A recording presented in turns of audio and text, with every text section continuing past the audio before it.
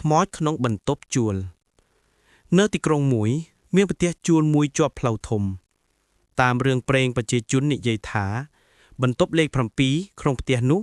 មិនដែលមានអ្នកស្នាក់បាងលើសពីមួយសប្តាហ៍ឡើយយប់មួយមាននិស្សិតវ័យក្មេងឈ្មោះសុខាមកជួលនៅទីនោះគាត់មិនជឿអំពីរឿងខ្មោចទេម្ចាស់ផ្ទះស្ត្រីម្នាក់បង្ហាញបន្ទប់ហើយសរសើរថាបន្ទប់នេះត្រជាក់ល្អណាស់តែសូមកុំបើកកញ្ចក់ពេលយប់ណាកូនសុខាចាប់ផ្ដើមរស់នៅនោះយ៉ាងសប្បាយតែចាប់ពីយប់ទី3គាត់ចាប់អារម្មណ៍ថាមានសំឡេងជើងដាវលើកម្រាលបន្ទប់ពេលអាធ្រាត្រសំឡេងនោះមិនខ្លាំងទេតែស្ទើរតែដូចជាមាននរណាម្នាក់កំពុងដាវទៅមកយ៉ាងស្មើសុខាព្យាយាមមិនគិតច្រើនប៉ុន្តែពេលយប់ទី5សំឡេងនោះកាន់តែច្បាស់នៅពេលគាត់បើកភ្នែកមើលទៅកាន់កញ្ចក់បន្ទប់មានស្រមោលស្ត្រីម្នាក់ឈរមើលគាត់ដោយក្បាលសើមនិងសក់វែងបិទមុខសុខារអិលពីគ្រែបើកភ្លើងបន្ទាន់តែគ្មានអ្នកណាតែជើងរបស់គាត់សើមដូចជាដាវលើទឹកនៅលើកញ្ចក់មានអក្សរដែលសរសេរដោយម្រាមដៃថាសូមកុំស្នាក់នៅទីនេះនេះជាបន្ទប់របស់ខ្ញុំព្រឹកថ្ងៃបន្ទាប់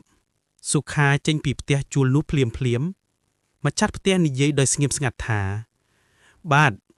អ្នកជួលមុនគាត់ជាស្ត្រីម្នាក់ដែលស្លាប់លិចទឹកក្នុងបន្ទប់នេះប៉ុន្មានឆ្នាំមុនពីថ្ងៃនោះមក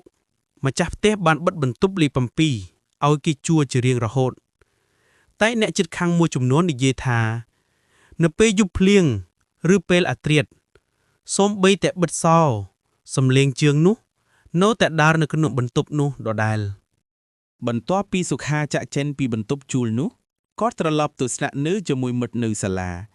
តែចាប់ពីយប់ទី1ក្រោយចាក់ចេញសុខាអារម្មណ៍ថាមានអ្វីមួយតាមមក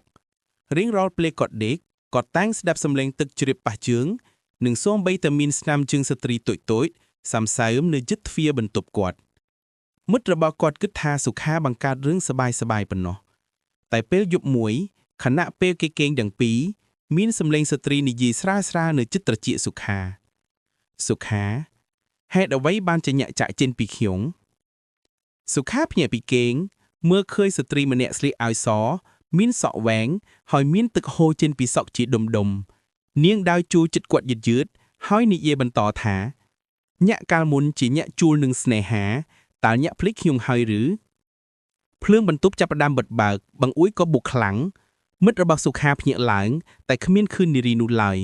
តែសុខាត្រូវជួលសន្លប់ដោយស្នាមទឹកនៅលើជើងគាត់ត្រជាក់ដូចទឹកកកបន្ទាប់មកសុខាត្រូវបាននាំទៅពេទ្យប៉ុន្មានថ្ងៃក្រោយមកបន្ទាប់ពីចេញពីមន្ទីរពេទ្យ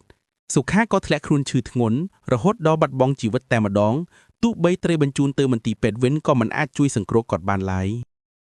ងាកទៅផ្ទះជួលវិញបន្ទាប់ពីយប់ដែលសុខាឈប់ជួលបន្ទប់លេខ7ដោយគ្មានដំណឹងម្ចាស់ផ្ទះគិតថាគាត់ចាក់ចេញទៅរៀនទីផ្សេងដូចជាអ្នកជួលមុនប៉ុន្តែថ្ងៃក្រោយតាមមកមានស្លាកស្នាមបន្ទាប់ពីទឹកហូរចេញពីទ្វារបន្ទប់និងសំឡេងទឹកប៉ះជើងនៅពេលអាធ្រាត្រម្ចាស់ផ្ទះខ្លាចពេកតែគេចង់រកលុយដូចមុនដូច្នេះក្រោយពី2ខែនាងសម្រេចជួលបន្ទប់នោះឲ្យនិស្សិតថ្មីម្នាក់ឈ្មោះរតនានៅថ្ងៃដំបូងគាត់គិតថាបន្ទប់នេះត្រជាក់ស្រួលនិងស្ងប់ស្ងាត់តែជាការចម្លែកនៅក្នុងកញ្ចក់ក្បែរអាងទឹកគាត់ឃើញសរសេរមួយបន្ទាត់ស្រាលថាសុខាបូកលីណារតនាគិតថាជារឿងកំ pl ែងហើយលាបចិញ្ចាំងបិទតែយប់នោះខណៈពេលគាត់ធ្វើកិច្ចការផ្ទះ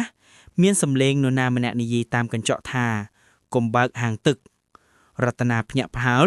បើកភ្លើងភ្លាមតែទឹកនៅក្នុងអាងហូរឡើងខ្លួនឯងបន្ទាប់មកនៅក្នុងទឹកមានមុខស្ត្រីសក់វែងនិងមុខប្រក់ម្នាក់សុខានិងលីណាឈរជាប់គ្នាដោយភ្នែកទាំងពីរមើលចេញពីទឹកជាមួយស្នាមញញឹមស្ដេកស្លាប់ម្ចាស់ផ្ទះបានឮស្រែកខ្លាំងពេលនាងរតនាហៅជួយប៉ុន្តែពេលបើកទ្វារចូលទៅក៏តែឃើញអាងទឹកដែលពេញដោយទឹកត្រជាក់និងមិនមាននរណាផ្សេងទៀតនៅលើជញ្ជាំងមានអក្សរដែលសរសេរដោយស្នាមជើងសើមថា